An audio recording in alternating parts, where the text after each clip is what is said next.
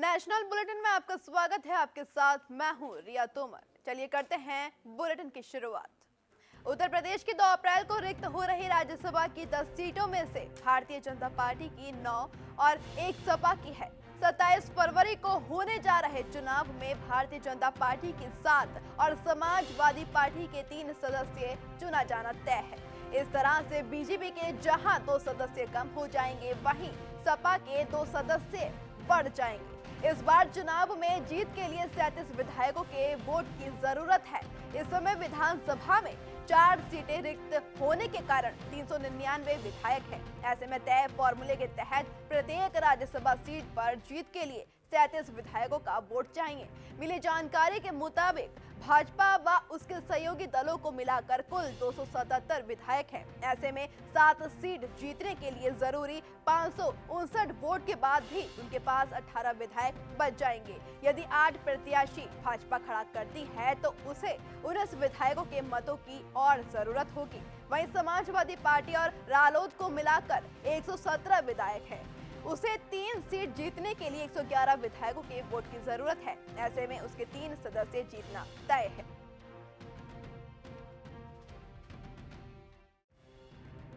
कथित भूमि धोखाधड़ी मामले में प्रवर्तन निदेशालय द्वारा गिरफ्तार किए जाने की आशंका के बीच कथित तौर पर गायब हो गए झारखंड के मुख्यमंत्री हेमंत सोरेन मंगलवार को करीब 40 घंटे बाद रांची अपने आधिकारिक आवास पर पहुंचे। उन्होंने आज झारखंड मुक्ति मोर्चा के नेतृत्व वाले सत्तारूढ़ गठबंधन के विधायकों के साथ एक महत्वपूर्ण बैठक की, जिसमें उन्हें गिरफ्तार किए जाने पर भविष्य की कार्यवाही पर चर्चा की गई। सीएम सोरेन की अध्यक्षता में हुई अहम बैठक में जेएमएम के और सहयोगी कांग्रेस के और राष्ट्रीय जनता दल के सभी विधायक मौजूद रहे। ये बैठक वर्तमान राजनीतिक परिदृश्य और प्रस्तावित ईडी पूछताछ पर रणनीति पर चर्चा के लिए आयोजित की गई थी। इससे पहले दिन में झारखंड सरकार ने राज्य की राजधानी रांची में सोरेन के आधिकारिक आवास, राजभवन और प्रवर्तन निदेशालय कार्यालय के 100 मीटर के दायरे में सीआरपीसी की धारा 144 लगा दी थी। उत्तर प्रदेश के मुख्यमंत्री योगी आदित्यनाथ ने अयोध्या में रामलला के दर्शन के लिए उमड़ रही श्रद्धालुओं की भीड़ को हर स्तर पर नियंत्रित रखने के निर्देश दिए हैं। इसके लिए उन्होंने पुलिस प्रशासन से कहा है कि अयोध्या के सभी प्रमुख रास्तों पर बेहतर भीड़ प्रबंधन नजर आना चाहिए। अयोध्या पहुंचे मुख्यमंत्री योगी ने श्री राम जन्मभूमि मंदिर परिसर स्थित कंट्रोल रूम में प्रदेश, जोन और जिले के वरिष्ठ अधिकारियों के साथ बैठक की।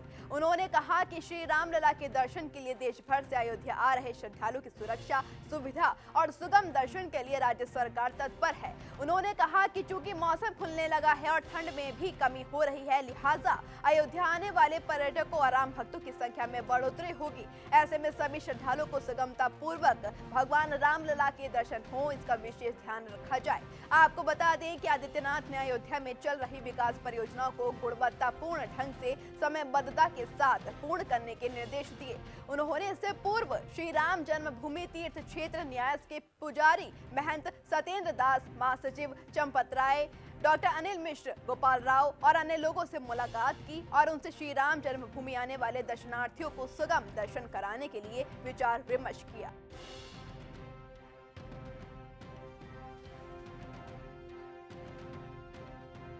अयोध्या में रामलला की प्राण प्रतिष्ठा के बाद राम भक्तों का अयोध्या आना लगातार जारी है। इसी के मद्देनजर एक मुस्लिम राम भक्तों का जत्था अयोध्या पहुंचा और रामलला के दर्शन किए। इस दौरान हमारे संवाददाता ने उनसे खास बातचीत की। आइए देखते हैं ये रिपोर्ट। अयोध्या में राम आ गए हैं और जब से राम आए हैं तब से अयोध्या में श्रद्धालुओं की भी संख्या बढ़ी हुई है। 22 तारीख से आज 28 तारीख तक लगभग 15 लाख राम भक्तों ने भगवान रामलला को निहारा है और शीश नवाए हैं। आज अयोध्या में एक मुस्लिम का समूह अयोध्या पहुंचा हुआ है। प्रभु श्री राम का दर्शन करने के लिए ये लोग निकले हैं। हम इन्हीं से बात करेंगे, ये कहाँ से आए हैं और आखिर रामलला का दर्शन करने के लिए ये पहुँचे हैं। क्या नाम है आपका? ठाकुर राजा रईस। कहाँ से आए हैं सर आप? लखनऊ से। 1 मिनट जी, बताइए। कितनी संख्या में आए हैं? है 300-350 लोग हैं। अयोध्या भी बहुत है। क्या नाम है आपका?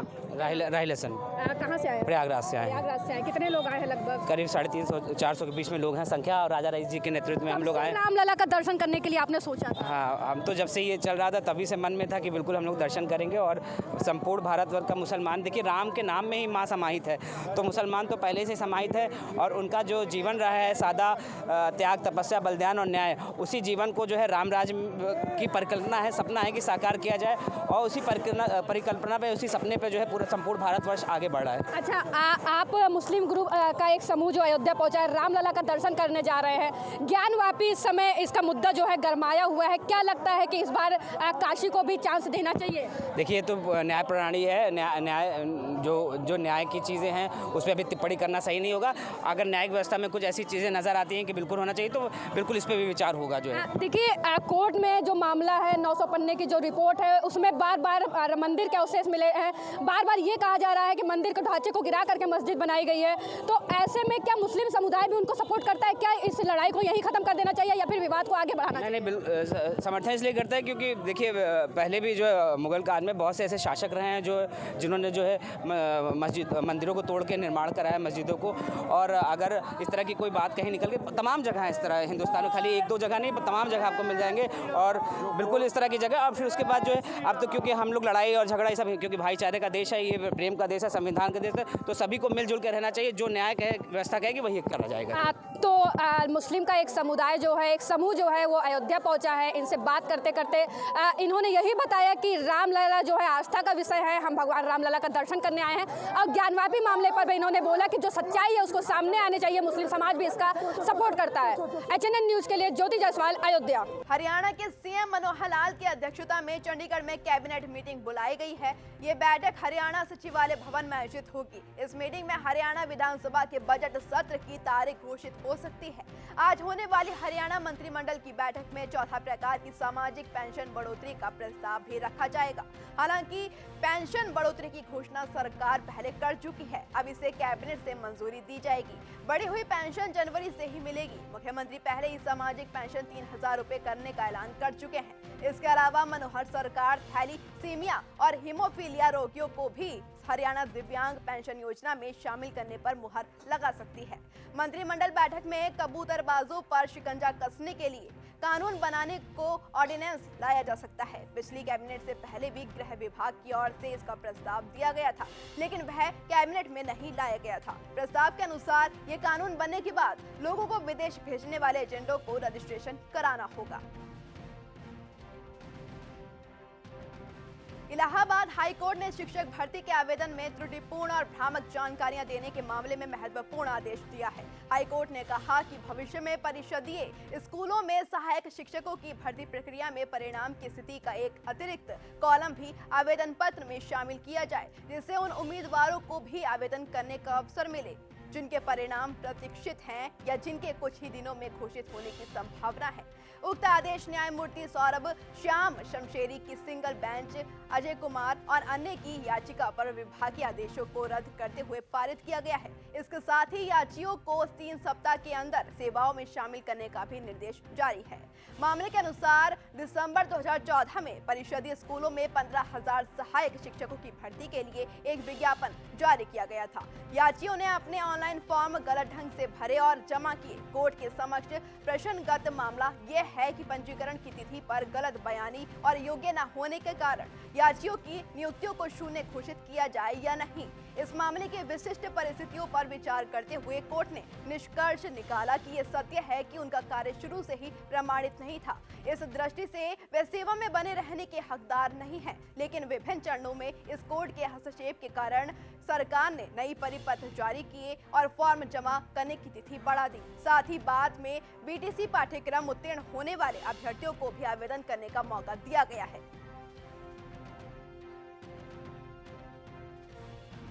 बुलंदशहर के जहरा के ग्रामीण इन दिनों जल निगम की लापरवाही से परेशान हैं। जल निगम के ठेकेदारों ने पेयजल की आपूर्ति के लिए खोदी गई सड़क को खोदकर खुले में ही छोड़ दिया है, जिससे ग्रामीणों को आवागमन में काफी परेशानियों का सामना करना पड़ रहा है। इसी को लेकर ग्रामीण गांव प्रधान के साथ जिलाधिकारी कार्यालय पहुंचे और लिखित शिकायत करते हुए ठेकेदार और विभागीय अधिकारियों के खिलाफ कार्यवाही की मांग उठाई, जिसके बाद जिलाधिकारी ने संबंधित ठेकेदारों के खिलाफ उचित कार्यवाही का आश्वासन दिया है। डीएम साहब के पास आए थे हम, जल निगम वालों ने सारा गांव खोद के फेंक रखा है। मैंने भतीजी के लिए ठेकेदार से भी कह दिया, 5 इंजीनियरों से बोल दिया, किसी ने कोई सुनवाई नहीं करी है। 15 दिन पहले भी एप्लीकेशन दी थी, डीएम साहब के यहाँ मीटिंग में थे, उस दिन सारा गांव जाकर खोद दिया, कोई सुनवाई नहीं हो रही है, ना ही कोई कनेक्शन करा है, ना ही कोई सड़क सही करी है।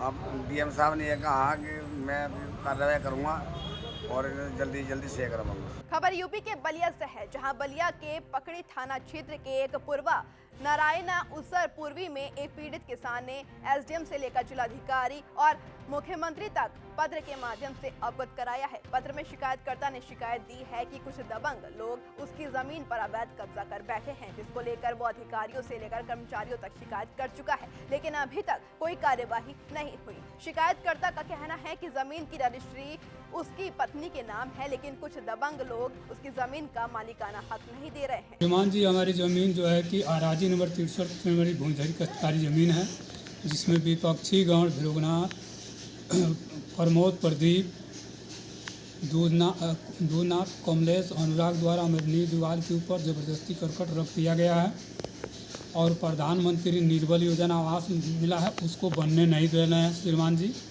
और बॉबन, राजेश, सुग्रीव आदि लोग हमारी ज़मीन में, खाली ज़मीन में ज़बरदस्ती कब्जा कर रहे हैं।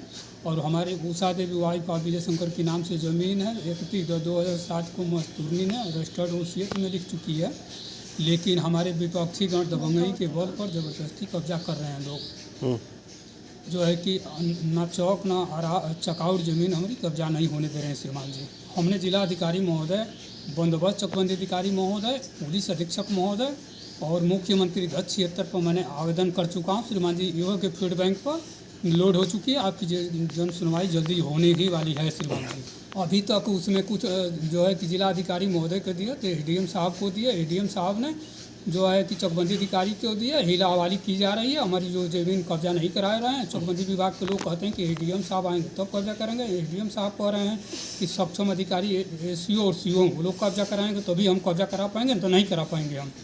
लखनऊ के गोमती रेलवे स्टेशन पर एक भीषण हादसा देखने को मिला। इस दौरान रेलवे स्टेशन पर काम कर रही क्रेन में अचानक आग लग गई। देखते ही देखते आग ने पूरी क्रेन को अपनी चपेट में ले लिया। साथ ही रेलवे स्टेशन पर कार्यरत लोग भी इसकी चपेट में आ गए, जिसमें कई लोग झुलस गए। आग लगने की सूचना फायर ब्रिगेड को दी गई। मौके पर पहुंची फायर ब्रिगेड की कर्मचारियों ने आग पर काबू पाने का प्रयास किया, तब जाकर आग पर काबू पाया जा सका, लेकिन तब तक पूरी क्रेन स्वाहा हो चुकी थी। फिलहाल जीआरपी पुलिस ने आग में झुलसे लोगों को उपचार के लिए जिला अस्पताल भिजवा दिया है।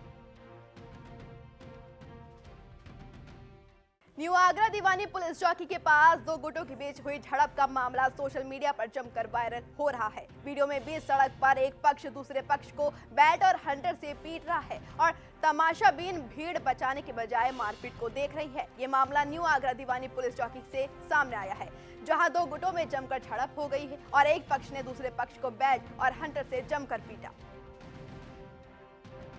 बुलंदशहर के नरसेना थाना क्षेत्र के बरहाना प्राथमिक विद्यालय में अजगर निकलने का मामला सामने आया है। अजगर के स्कूल में निकलने से बच्चों में हड़कंप मच गया, जिसके बाद वन विभाग की टीम को इसकी सूचना दी गई। वहीं मामले की सूचना मिलते ही मौके पर पहुंचे वन विभाग के कर्मचारियों ने बड़ी मशक्कत के बाद एक अजगर को काबू कर लिया, जबकि दूसरा अजगर ढूंढ रहे हैं। अजगर मिलने से पूरे इलाके में दहशत का माहौल बना हुआ है।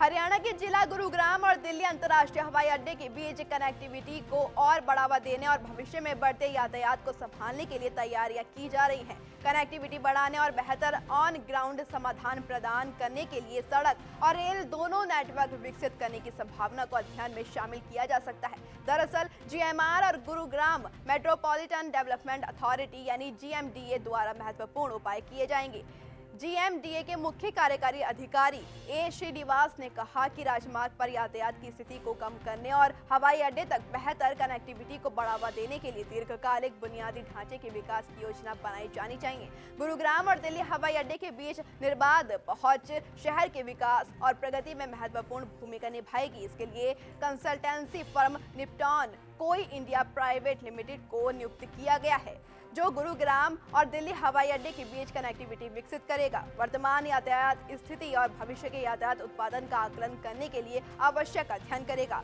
बैठक में मौजूद निप्पॉन कोई के अधिकारियों ने कहा कि चरणबद्ध सुझाव अगले 3 महीनों के भीतर तैयार किए जाएंगे।